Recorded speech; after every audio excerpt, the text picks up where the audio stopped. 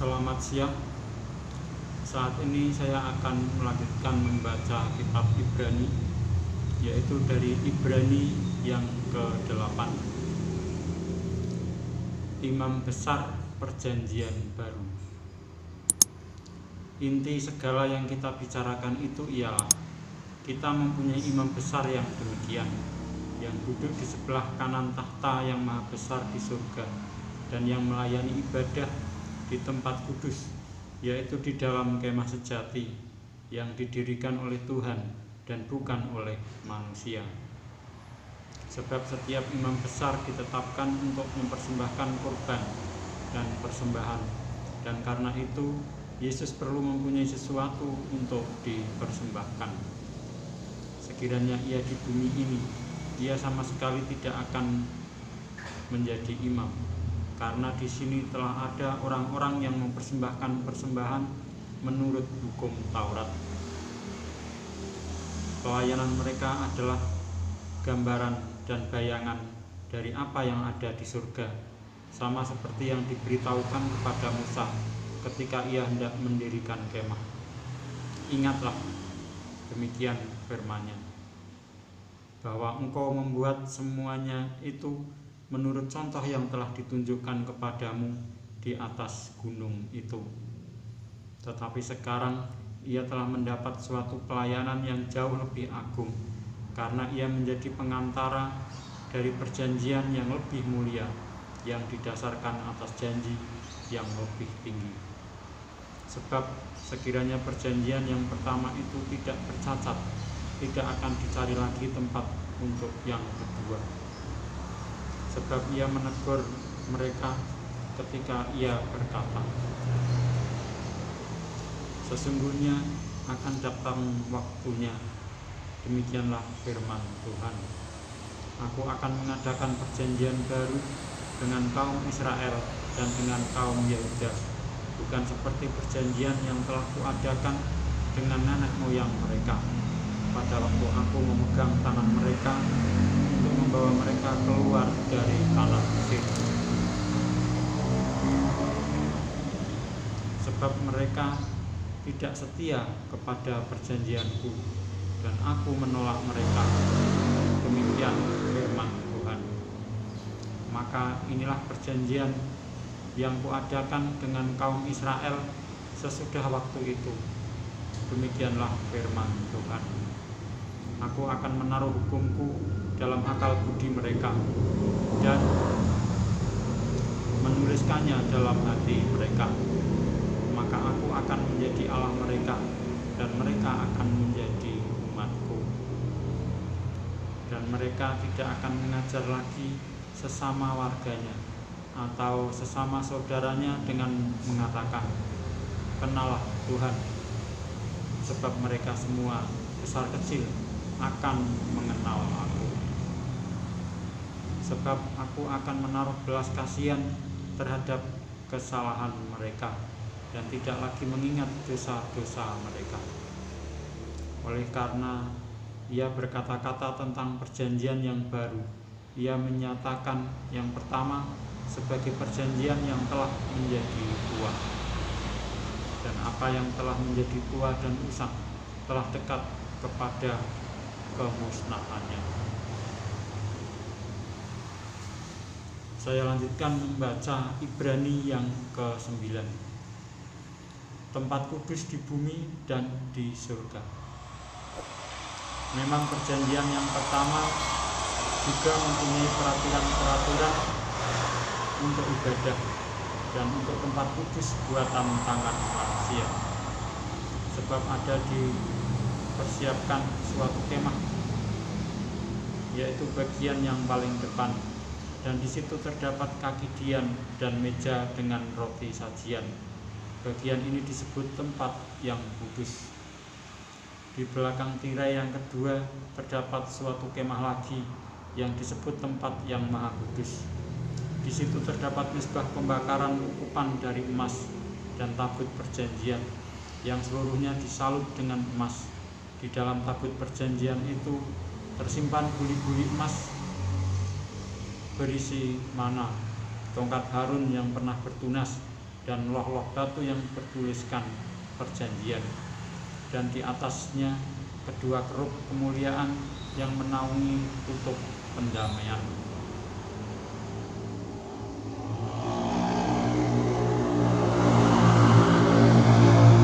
Tetapi hal ini tidak dapat kita bicarakan sekarang secara terperinci. Demikianlah caranya tempat yang kudus itu diatur. Maka imam-imam senantiasa masuk ke dalam kemah yang paling depan itu untuk melakukan ibadah mereka. Tetapi ke dalam kemah yang kedua hanya imam besar saja yang masuk sekali setahun, dan harus dengan darah yang ia persembahkan karena dirinya sendiri dan karena pelanggaran-pelanggaran yang dibuat oleh umatnya dengan tidak sadar. Dengan ini Roh Kudus menyatakan bahwa jalan ke tempat yang kudus itu belum terbuka selama kemah yang pertama itu masih ada. Itu adalah kiasan masa sekarang. Sesuai dengan itu dipersembahkan korban dan persembahan yang tidak dapat menyempurnakan mereka yang mempersembahkannya menurut hati nurani mereka, karena semuanya itu di samping makanan, minuman, dan berbagai macam pembasuhan hanyalah peraturan-peraturan untuk hidup insani yang hanya berlaku sampai tibanya waktu pembaharuan. Kristus adalah pengantara dari perjanjian yang baru. Tetapi Kristus telah datang sebagai imam besar untuk hal-hal yang baik yang akan datang. Ia telah melintasi kemah yang lebih besar dan yang lebih sempurna, yang bukan dibuat oleh tangan manusia, artinya yang tidak termasuk ciptaan ini. Dan ia telah masuk satu kali untuk selama-lamanya ke dalam tempat yang kudus, bukan dengan membawa darah domba jantan dan darah anak lembu, tetapi dengan membawa darahnya sendiri. Dan dengan itu ia telah mendapat kelepasan yang kekal. Sebab jika darah domba jantan dan darah lembu jantan dan percikan abu lembu muda menguduskan mereka yang najis, sehingga mereka disucikan secara lahiriah, betapa lebihnya darah Kristus yang oleh Roh yang kekal telah mempersembahkan dirinya sendiri kepada Allah sebagai persembahan yang tak bercacat, akan menyucikan hati nurani kita dari perbuatan-perbuatan yang sia-sia, supaya kita dapat beribadah kepada Allah yang hidup. Karena itu ia adalah pengantara dari suatu perjanjian yang baru, supaya mereka yang telah terpanggil dapat menerima bagian kekal yang dijanjikan. Sebab ia telah mati untuk menebus pelanggaran-pelanggaran yang telah dilakukan selama perjanjian yang pertama. Sebab di mana ada wasiat, di situ harus diberitahukan tentang kematian pembuat wasiat itu. Karena suatu wasiat barulah sah kalau pembuat wasiat itu telah mati, sebab ia tidak berlaku selama pembuat wasiat itu masih hidup. Itulah sebabnya maka perjanjian yang pertama tidak disahkan tanpa darah. Sebab sesudah Musa memberitahukan semua perintah hukum Taurat kepada seluruh umat, ia mengambil darah anak lembu dan darah domba jantan serta air dan bulu merah dan hisop, lalu memerciki kitab itu sendiri dan seluruh umat sambil berkata, inilah darah perjanjian yang ditetapkan Allah bagi kamu.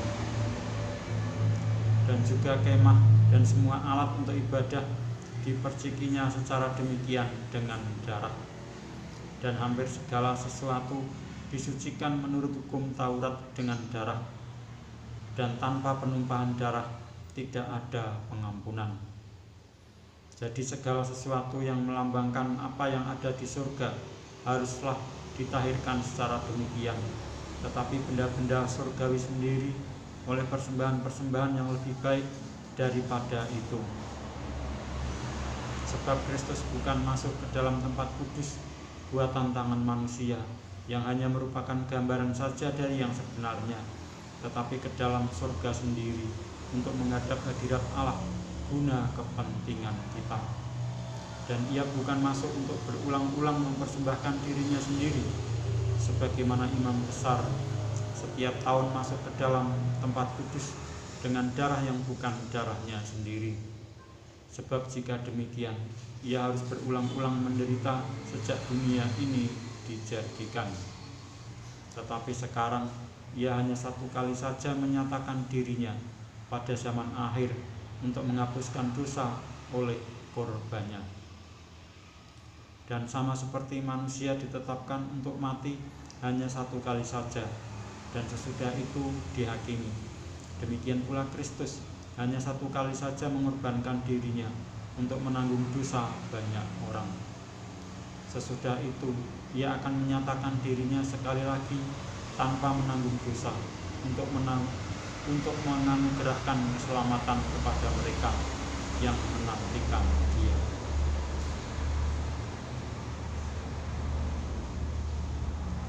Saya lanjutkan membaca Ibrani yang ke-10.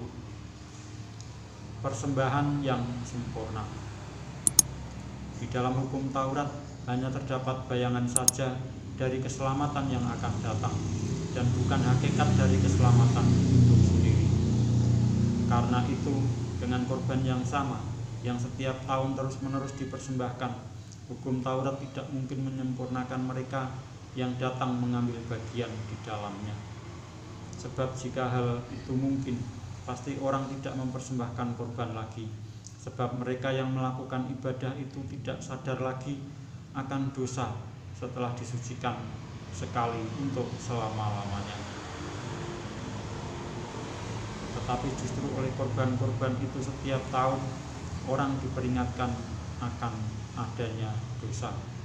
Sebab tidak mungkin darah lembu jantan atau darah domba jantan menghapuskan dosa. Karena itu ketika ia masuk ke dunia, ia berkata, korban dan persembahan tidak engkau kehendaki, tetapi engkau telah menyediakan tubuh bagiku. Kepada korban bakaran dan korban penghapus dosa engkau tidak berkenan. Lalu aku berkata, sungguh aku datang, dalam gulungan kitab ada tertulis tentang aku, untuk melakukan kehendak-Mu, ya Allahku. Di atas ia berkata, korban dan persembahan, korban bakaran dan korban penghapus dosa tidak engkau kehendaki, dan engkau tidak berkenan kepadanya, meskipun dipersembahkan menurut hukum Taurat. Dan kemudian katanya, sungguh aku datang untuk melakukan kehendak-Mu. Yang pertama ia hapuskan, supaya menegakkan yang kedua. Dan karena kehendaknya inilah kita telah dikuduskan satu kali untuk selama-lamanya oleh persembahan tubuh Yesus Kristus. Selanjutnya, setiap imam melakukan tiap-tiap hari pelayanannya dan berulang-ulang mempersembahkan korban yang sama sekali tidak dapat menghapuskan dosa. Tetapi ia, setelah mempersembahkan hanya satu korban saja karena dosa, ia duduk untuk selama-lamanya di sebelah kanan Allah. Dan sekarang ia hanya menantikan saatnya di mana musuh-musuhnya akan dijadikan tumpuan kakinya. Sebab oleh satu korban saja ia telah menyempurnakan untuk selama-lamanya mereka yang ia kuduskan. Dan tentang hal itu Roh Kudus juga memberi kesaksian kepada kita. Sebab setelah ia berfirman, inilah perjanjian yang akan kuadakan. Saya ulangi, inilah perjanjian yang akan kuadakan dengan mereka sesudah waktu itu.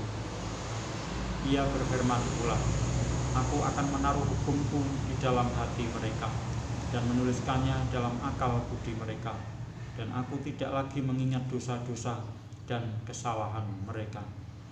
Jadi apabila untuk semuanya itu ada pengampunan, tidak perlu lagi dipersembahkan korban karena dosa. Ketekunan. Jadi saudara-saudara, oleh darah Yesus kita sekarang penuh keberanian dapat masuk ke dalam tempat kudus, karena ia telah membuka jalan yang baru dan yang hidup bagi kita melalui tabir, yaitu dirinya sendiri. Dan kita mempunyai seorang imam besar sebagai kepala rumah Allah. Karena itu marilah kita menghadap Allah dengan hati yang tulus ikhlas dan keyakinan iman yang teguh. Oleh karena hati kita telah dibersihkan dari hati nurani yang jahat, dan tubuh kita telah dibasuh dengan air yang murni. Marilah kita teguh berpegang pada pengakuan tentang pengharapan kita, sebab Ia yang menjadikannya. Saya ulangi. Marilah kita teguh berpegang pada pengakuan tentang pengharapan kita, sebab Ia yang menjanjikannya setia. Dan marilah kita saling memperhatikan, supaya kita saling mendorong dalam kasih dan dalam pekerjaan baik. Janganlah kita menjauhkan diri dari pertemuan-pertemuan ibadah kita, seperti dibiasakan oleh beberapa orang, tetapi marilah kita saling menasihati dan semakin giat melakukannya menjelang hari Tuhan yang mendekat. Sebab jika kita sengaja berbuat dosa sesudah memperoleh pengetahuan tentang kebenaran, maka tidak ada lagi korban untuk menghapus dosa itu. Tetapi yang ada ialah kematian yang mengerikan akan penghakiman, dan api yang dahsyat yang akan menghanguskan semua orang durhaka. Jika ada orang yang menolak hukum Musa, ia dihukum mati tanpa belas kasihan atas keterangan 2 atau 3 orang saksi. Betapa lebih beratnya hukuman yang harus dijatuhkan atas dia yang menginjak-injak anak Allah, yang menganggap najis darah perjanjian yang menguduskannya, dan yang menghina roh kasih karunia. Sebab kita mengenal Dia yang berkata, "Pembalasan adalah hakku, akulah yang akan menuntut pembalasan." Dan lagi, Tuhan akan menghakimi umat-Nya. Ngeri benar kalau jatuh ke dalam tangan Allah yang hidup.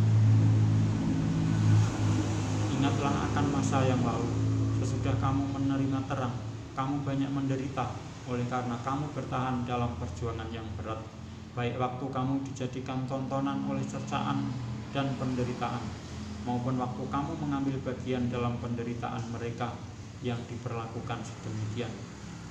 Memang kamu telah turut mengambil bagian dalam penderitaan orang-orang hukuman, dan ketika harta kamu dirampas, kamu menerima hal itu dengan sukacita, sebab kamu tahu bahwa kamu memiliki harta yang lebih baik dan yang lebih menetap sifatnya. Sebab itu, janganlah kamu melepaskan kepercayaanmu, karena besar upah yang menantinya. Sebab kamu memerlukan ketekunan, supaya sesudah kamu melakukan kehendak Allah, kamu memperoleh apa yang dijanjikan itu. Sebab sedikit, bahkan sangat sedikit waktu lagi, dan Ia yang akan datang sudah akan ada tanpa menangguhkan kedatangannya. Tetapi orangku yang benar akan hidup oleh iman, dan apabila ia mengundurkan diri, maka aku tidak berkenan kepadanya. Tetapi kita bukanlah orang-orang yang mengundurkan diri dan binasa, tetapi orang-orang yang percaya dan yang beroleh hidup. Demikianlah, saya telah membaca Ibrani sampai dengan Ibrani yang ke-10, dan saya akan melanjutkan membaca Ibrani yang selanjutnya, yaitu Ibrani 11 tentang saksi-saksi iman pada kesempatan yang akan datang. Sekian, terima kasih.